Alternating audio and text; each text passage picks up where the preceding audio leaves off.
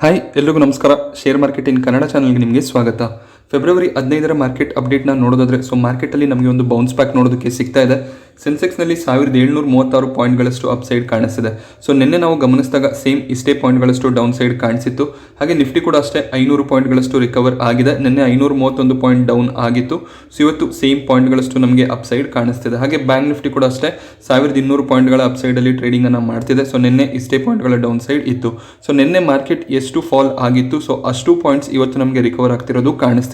ಇದಕ್ಕೆ major reason ನಾವು ಗಮನಿಸಿದಾಗ ನಿನ್ನೆ ನಾನು ಹೇಳಿದೆ ರಷ್ಯಾ ಮತ್ತು ಉಕ್ರೇನ್ ಮಧ್ಯೆ ಸ್ವಲ್ಪ ಟೆನ್ಷನ್ ಜಾಸ್ತಿ ಆಗಿದೆ ಅಂತ.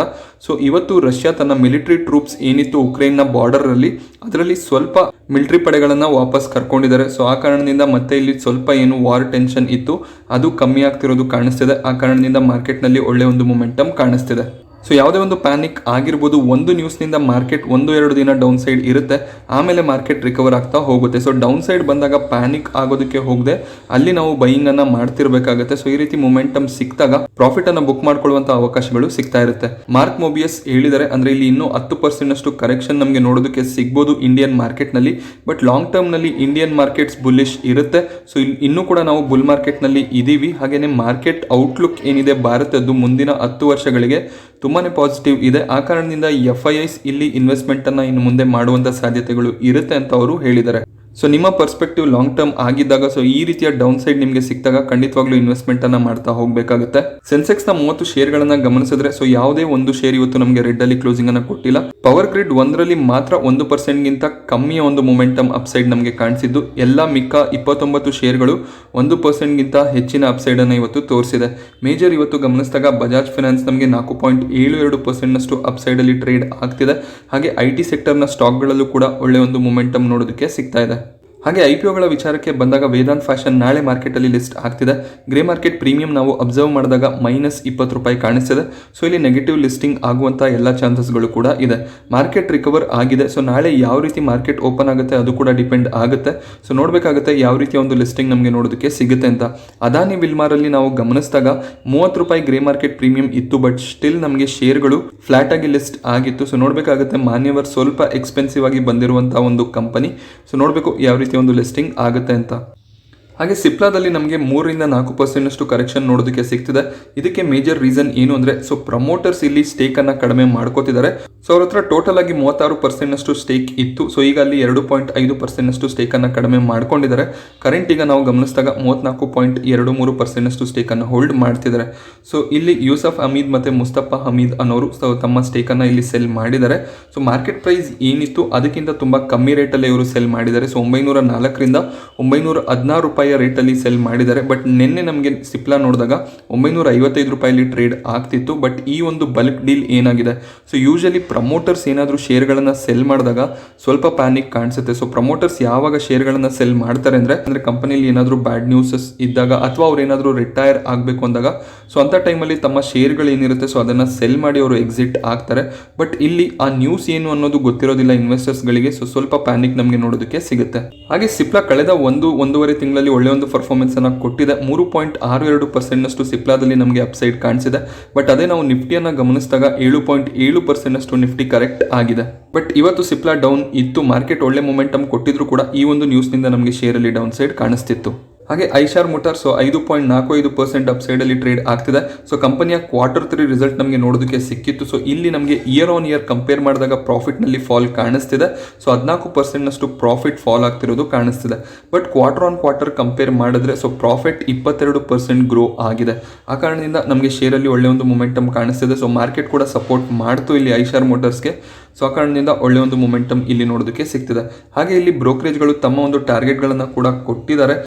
CLSA ಅಲ್ಲಿ ಬೈ ಕಾಲ್ ಅನ್ನು ಕೊಟ್ಟಿದ್ದಾರೆ. 3300 ಒಂದು ವರ್ಷದಲ್ಲಿ ನಮಗೆ ಐಶಾರ್ ಮೋಟಾರ್ ಅಲ್ಲಿ ನೋಡೋದಕ್ಕೆ ಸಿಗುತ್ತೆ ಅಂತ ಅವರು ಹೇಳಿದ್ದಾರೆ. ಹಾಗೆ ಪ್ರಭುದಾಸ್ ಲೆಲ್ಲಿದಾರ್ ಇಲ್ಲಿ ಟಾರ್ಗೆಟ್ ಅನ್ನ ಡೌನ್ ಗ್ರೇಡ್ ಮಾಡಿದ್ದಾರೆ. ಇದಕ್ಕೂ ಮುಂಚೆ ಅವರು 3400 ಒಂದು ಟಾರ್ಗೆಟ್ ಅನ್ನ ಕೊಟ್ಟಿದ್ರು.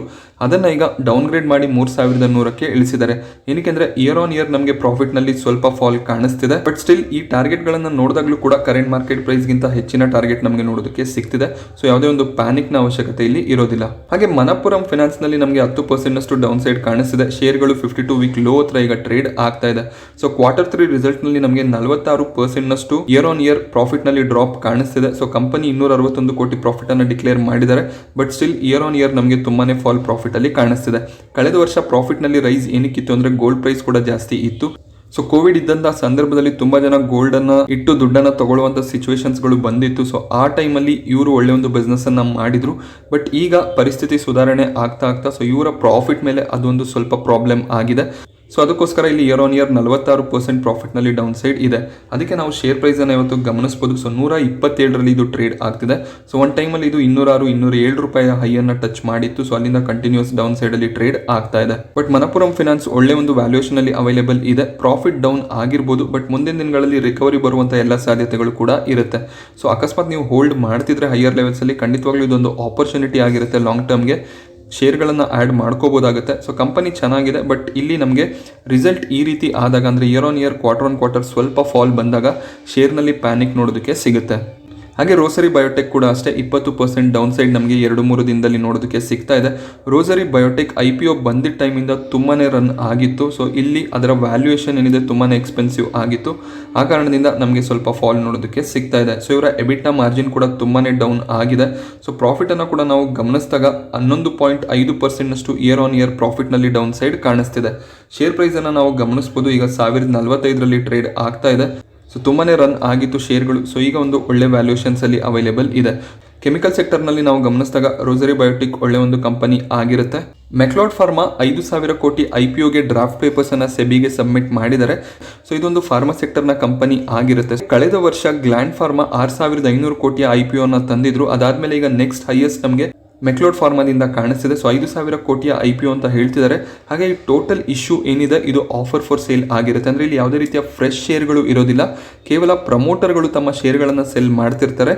ಹಾಗೆ ಈಗ ತುಂಬಾ ಕಂಪನಿಗಳು ಡ್ರಾಫ್ಟ್ ಪೇಪರ್ಸಲ್ಲಿ ಒಂದು ಅಮೌಂಟನ್ನು ಹೇಳಿರ್ತಾರೆ, ಆಮೇಲೆ ಮಾರ್ಕೆಟ್ಗೆ ಬರೋ ಟೈಮಲ್ಲಿ ಆ ಇಶ್ಯೂ ಸೈಜ್ ಏನಿರುತ್ತೆ ಅದನ್ನು ಕಮ್ಮಿ ಮಾಡ್ಕೊಳ್ಳುವಂಥ ಸಾಧ್ಯತೆಗಳು ಕೂಡ ಇರುತ್ತೆ. ಸೊ ಅದಾನಿ ವಿಲ್ಮಾರ್ ಕೂಡ ಅಷ್ಟೇ ತಮ್ಮ ಇಶ್ಯೂ ಸೈಜನ್ನು ಕಮ್ಮಿ ಮಾಡ್ಕೊಂಡಿದ್ರು. ಸೊ ಓಯೋ ಕೂಡ ಮುಂದೆ IPO ತರ್ತಾರೆ. ಸೊ ಅದು ಕೂಡ ಅವರ ಇಶ್ಯೂನ ಕೂಡ ಅವರು ಕಮ್ಮಿ ಮಾಡುವಂಥ ಸಾಧ್ಯತೆಗಳು ಇರುತ್ತೆ. ಹಾಗೆ ಡೆಲಿವರಿ ಕೂಡ ಅಷ್ಟೇ. ಸೊ ಅವರು ಕೂಡ ಇಶ್ಯೂ ಸೈಜನ್ನು ಕಮ್ಮಿ ಮಾಡ್ತೀವಿ ಅಂತ ಹೇಳ್ತಿದ್ದಾರೆ. ಇಲ್ಲಿ ತುಂಬ ಕಂಪನಿಗಳಿಗೆ ಭಯ ಇದೆ, ಏನಾದರೂ ಇಲ್ಲಿ ಕಂಪ್ಲೀಟ್ ಆಗಿ ಸಬ್ಸ್ಕ್ರೈಬ್ ಆಗಿಲ್ಲ ಅಂದರೆ ಗ್ರೇ ಮಾರ್ಕೆಟಲ್ಲಿ ಅವರ ವ್ಯಾಲ್ಯೂ ಏನಿದೆ ಅದು ಕಮ್ಮಿ ಆಗುವಂಥ ಸಾಧ್ಯತೆ ಇರುತ್ತೆ, ವೀಕ್ ಲಿಸ್ಟಿಂಗ್ ಆಗುವಂಥ ಸಾಧ್ಯತೆಗಳು ಇರುತ್ತೆ. ಅದಕ್ಕೋಸ್ಕರ ಅವರು ಇಶ್ಯೂ ಸೈಜನ್ನು ಕಮ್ಮಿ ಮಾಡ್ತಿದ್ದಾರೆ. ಝೊಮ್ಯಾಟೊ ತನ್ನ ಇಶ್ಯೂ ಪ್ರೈಸ್ ಏನಿತ್ತು ಸೊ ಆ ಲೆವೆಲ್ನ ಟಚ್ ಮಾಡಿದೆ. ಸೊ 76ರ ಇಶ್ಯೂ ಪ್ರೈಸ್ ಕಂಪನಿ ಇಟ್ಟಿದ್ದು. ಸೊ ಶೇರ್ಸ್ ಇವತ್ತು ಆ ಲೆವೆಲ್ ಅನ್ನ ಟಚ್ ಮಾಡಿದೆ. ಕಂಪನಿಯ ಲಾಸ್ ಕಮ್ಮಿ ಆಗ್ತಿರೋದು ಕಾಣಿಸ್ತಿದೆ. ಹಾಗೆ ಇವರು ಒಳ್ಳೆ ಇನ್ವೆಸ್ಟ್ಮೆಂಟ್ ಅನ್ನ ಕೂಡ ಮಾಡ್ತಿದ್ದಾರೆ. ಬಟ್ ಇಲ್ಲಿ ತುಂಬಾನೇ ಪ್ಯಾನಿಕ್ ಕ್ರಿಯೇಟ್ ಆಗ್ತಿದೆ. ಸೊ ಯಾವುದೇ ಶೇರಲ್ಲಿ ನಮಗೆ ಸೆಲ್ಲಿಂಗ್ ಪ್ರೆಷರ್ ಬಂದಾಗ ತುಂಬಾನೇ ಶೇರ್ಗಳಲ್ಲಿ ಸೆಲ್ಲಿಂಗ್ ಆಗ್ತಾ ಹೋಗುತ್ತೆ. ಸೊ ಅದಕ್ಕೋಸ್ಕರ ಟೆಕ್ನಿಕಲ್ ಕೂಡ ಇಂಪಾರ್ಟೆಂಟ್ ಆಗುತ್ತೆ. ಸೊ ಸೆಲ್ಲಿಂಗ್ ಬರ್ತಾ ಹೋದಾಗ ಕಂಟಿನ್ಯೂಸ್ ಆಗಿ ಎಲ್ಲರೂ ಕೂಡ ಸೆಲ್ ಮಾಡೋದಕ್ಕೆ ಸ್ಟಾರ್ಟ್ ಮಾಡ್ಕೋತಾರೆ. ಬಟ್ ಒಂದು ಲೆವೆಲಲ್ಲಿ ಇಲ್ಲಿ ಬೈಯಿಂಗ್ ಕೂಡ ಸ್ಟಾರ್ಟ್ ಆಗುವಂಥ ಸಾಧ್ಯತೆಗಳು ಇದೆ. 13 ಬ್ರೋಕರೇಜ್ ಹೌಸ್ಗಳು ಇಲ್ಲಿ ಝೊಮ್ಯಾಟೊದಲ್ಲಿ ಬೈ ಕಾಲ್ ಅನ್ನು ಕೊಡ್ತಿದ್ದಾರೆ. ಕೇವಲ 3 ಬ್ರೋಕರೇಜ್ಗಳು ಮಾತ್ರ ಇಲ್ಲಿ ನ್ಯೂಟ್ರಲ್ ಆಗಿ ಇದ್ದಾರೆ. ಸೊ ಒಳ್ಳೆ ಒಂದು ವ್ಯಾಲ್ಯೂಯೇಷನ್ ಅಲ್ಲಿ ಝೊಮ್ಯಾಟೊ ಅವೈಲೇಬಲ್ ಇದೆ. ಲಾಂಗ್ ಟರ್ಮ್ಗೆ ಬೈ ಮಾಡೋರು ಖಂಡಿತವಾಗ್ಲೂ ಝೊಮ್ಯಾಟೊದಲ್ಲಿ ಇನ್ವೆಸ್ಟ್ಮೆಂಟ್ ಅನ್ನ ಮಾಡ್ಬೋದಾಗುತ್ತೆ. ಸೊ ನಮಗೆ ಝೊಮ್ಯಾಟೊಗೆ ಕಾಂಪಿಟೇಷನ್ ಇರೋದು ಈಗ ಎಕ್ಸಾಕ್ಟ್ ಆಗಿ ಗಮನಿಸಿದಾಗ ಸ್ವಿಗ್ಗಿ ಕಡೆಯಿಂದ. ಬಟ್ ಝೊಮ್ಯಾಟೊ ಕೂಡ ತನ್ನದೇ ಆದ ಒಂದು ಕ್ಲೈಂಟ್ ಬೇಸ್ ಅನ್ನ ಹೊಂದಿದೆ. ಸೊ ಒಳ್ಳೆ ಒಂದು ಬಿಸ್ನೆಸ್ ಅನ್ನ ಕೂಡ ಇವರು ನಡೆಸ್ತಿದ್ದಾರೆ. ಶೇರ್ ಪ್ರೈಸ್ ಸ್ವಲ್ಪ ರಿಕವರ್ ಆಗಿದೆ. ಸೊ 1 ಗಂಟೆ ಮೇಲೆ ಮಾರ್ಕೆಟಲ್ಲಿ ಒಳ್ಳೆ ಒಂದು ಮೊಮೆಂಟಮ್ ಬಂತು. ಆ ಕಾರಣದಿಂದ 52 ವೀಕ್ ಲೋ ಏನಿದೆ ಸೊ ಅಲ್ಲಿಂದ ಸ್ವಲ್ಪ ರಿಕವರ್ ಆಗಿ ಕ್ಲೋಸಿಂಗ್ ಅನ್ನ ಕೊಟ್ಟಿದೆ. HDFC ಲಿಮಿಟೆಡ್ ನಮಗೆ ಟಾಪ್ NBFC ಆಗಿ ಕಾಣಿಸ್ತಿತ್ತು. ಸೊ ಅದರ ಮಾರ್ಕೆಟ್ ಕ್ಯಾಪ್ ತುಂಬಾನೇ ಜಾಸ್ತಿ ಇತ್ತು. ಬಟ್ ಈಗ ಬಜಾಜ್ ಫಿನಾನ್ಸ್ HDFC ಲಿಮಿಟೆಡ್ನ ಮಾರ್ಕೆಟ್ ಕ್ಯಾಪನ್ನು ಕ್ರಾಸ್ ಮಾಡಿದ್ದಾರೆ. ಸೊ HDFCಲಿ ಸ್ವಲ್ಪ ಪ್ಯಾನಿಕ್ ನಮಗೆ ನೋಡೋದಕ್ಕೆ ಸಿಗ್ತಿದೆ. ಶೇರ್ಗಳು ಈಗ ಆಲ್ಮೋಸ್ಟ್ 52 ವೀಕ್ ಲೋ ಹತ್ರ ಟ್ರೇಡ್ ಆಗ್ತಿದೆ. ಆ ಕಾರಣದಿಂದ ಬಜಾಜ್ ಫಿನಾನ್ಸ್ 4,17,000 ಕೋಟಿ ಮಾರ್ಕೆಟ್ ಕ್ಯಾಪನ್ನು ಈಗ ಹೊಂದಿದ್ದಾರೆ. ಸೊ HDFC ಲಿಮಿಟೆಡ್ ಒಂದೇ ಅಲ್ಲ, HDFC ಬ್ಯಾಂಕ್ ಆಗಿರ್ಬೋದು, HDFC ಲೈಫ್ ಇನ್ಶೂರೆನ್ಸ್ ಹಾಗೆ HDFC AMC ಸೊ ಎಲ್ಲ ಕಂಪನಿಗಳಲ್ಲೂ ಕೂಡ ನಮಗೆ ಆ ಒಂದು ಪರ್ಫಾರ್ಮೆನ್ಸ್ ಏನು ಈ ಕಂಪನಿಗಳು ಕೊಡ್ತಿತ್ತು ಆ ರೀತಿಯ ಪರ್ಫಾರ್ಮೆನ್ಸ್ ಈ ವರ್ಷ ನೋಡೋದಕ್ಕೆ ಸಿಗ್ತಾ ಇಲ್ಲ. HDFC ಲಿಮಿಟೆಡ್ ನೋಡ್ಬೋದು ನೀವು 2,900ರ ಹೈಯನ್ನು ಟಚ್ ಮಾಡಿತ್ತು. ಸೊ ಅಲ್ಲಿಂದ ನಮಗೆ ಕಂಟಿನ್ಯೂಸ್ ಡೌನ್ ಸೈಡ್ ಶೇರ್ಸ್ ಅಲ್ಲಿ ಕಾಣಿಸ್ತಿದೆ. ಹೌಸಿಂಗ್ ಫೈನಾನ್ಸ್ ಸೆಕ್ಟರಲ್ಲಿ ತುಂಬಾನೇ ಕಂಪನಿಗಳು ಈಗ ಆಕ್ಟಿವ್ ಆಗಿ ಇದಾವೆ. ಆ ಕಾರಣದಿಂದ HDFCಯಲ್ಲಿ ನಮಗೆ ಸ್ವಲ್ಪ ವೀಕ್ನೆಸ್ ಕಾಣಿಸ್ತಿದೆ. ಇವರ ಬಿಸ್ನೆಸ್ನಲ್ಲೂ ಕೂಡ ಅಷ್ಟೇ. LIC ಹೌಸಿಂಗ್ ಫೈನಾನ್ಸ್ ಆಗಿರ್ಬೋದು, ಹಾಗೆ SBI ತುಂಬ ಜನ ಇಲ್ಲಿ SBI ಇಂದ ಲೋನ್ಗಳನ್ನು ಪಡ್ಕೋತಿದ್ದಾರೆ. ಹಾಗೆ ತುಂಬಾನೇ ಬ್ಯಾಂಕ್ಗಳು ಈಗ ಹೋಮ್ ಲೋನನ್ನು ತುಂಬಾನೇ ಚೀಪ್ ಮಾಡಿದ್ದಾರೆ. ಆ ಕಾರಣದಿಂದ ಇವರ ಬಿಸ್ನೆಸ್ ಮೇಲೆ ಅದು ಇಂಪ್ಯಾಕ್ಟ್ ಆಗ್ತಿದೆ. ಸ್ಪೈಸ್ ಜೆಟ್ನಲ್ಲಿ ನಮಗೆ ಕೊನೆಯದಾಗಿ ಇಲ್ಲಿ ಪ್ರಾಫಿಟ್ ನೋಡೋದಕ್ಕೆ ಸಿಗ್ತಿದೆ. ಕೆಲ ದಿನಗಳ ಹಿಂದೆ ಇಂಡಿಗೋನ ರಿಸಲ್ಟ್ ಕೂಡ ಬಂದಿತ್ತು. ಇಂಡಿಗೋ ಪ್ರಾಫಿಟನ್ನು ತೋರಿಸಿದ್ರು. ಅದೇ ರೀತಿ ಸ್ಪೈಸ್ ಜೆಟ್ಟಲ್ಲೂ ಕೂಡ ಅಷ್ಟೇ ಒಳ್ಳೆ ಒಂದು ಪ್ರಾಫಿಟ್ ನಮಗೆ ನೋಡೋದಕ್ಕೆ ಸಿಗ್ತಿದೆ. 42 ಕೋಟಿ ಪ್ರಾಫಿಟನ್ನು ಕಂಪನಿ ಡಿಕ್ಲೇರ್ ಮಾಡಿದ್ದಾರೆ. ಅದೇ ಕಳೆದ ವರ್ಷ ನಾವು ಗಮನಿಸಿದಾಗ ಇವರು 66 ಕೋಟಿ ಲಾಸನ್ನು ಡಿಕ್ಲೇರ್ ಮಾಡಿದರು. ಸೊ ಏವಿಯೇಷನ್ ಸೆಕ್ಟರ್ ಏನಿದೆ ರಿಕವರ್ ಆಗ್ತಿದೆ. ಸೊ ಟ್ರಾವೆಲ್ ರೆಸ್ಟ್ರಿಕ್ಷನ್ಸ್ ಎಲ್ಲ ಈಗ ಕಮ್ಮಿ ಆಗಿರೋ ಕಾರಣ ಏವಿಯೇಷನ್ ಸೆಕ್ಟರಲ್ಲಿ ನಮಗೆ ಒಂದು ರಿಕವರಿ ನೋಡೋದಕ್ಕೆ ಸಿಗ್ತಿದೆ. ಶೇರ್ ಪ್ರೈಸ್ ನಾವು ಇವತ್ತು ಗಮನಿಸಿದಾಗ 10%ನಷ್ಟು ಅಪ್ಸೈಡ್ ನಮಗೆ ಸ್ಪೈಸ್ ಜೆಟ್ಟಲ್ಲಿ ನೋಡೋದಕ್ಕೆ ಸಿಗ್ತಾ ಇದೆ. ಸೊ ಈ ಮಾಹಿತಿ ನಿಮಗೆ ಇಷ್ಟ ಆದರೆ ವಿಡಿಯೋನ ಲೈಕ್ ಮಾಡಿ, ಹಾಗೆ ಇದೇ ರೀತಿಯ ಮಾರ್ಕೆಟ್ ಅಪ್ಡೇಟ್ಸ್ಗಳಿಗೋಸ್ಕರ ಚಾನಲ್ನ ಸಬ್ಸ್ಕ್ರೈಬ್ ಮಾಡ್ಕೊಳ್ಳಿ. Thank you friends.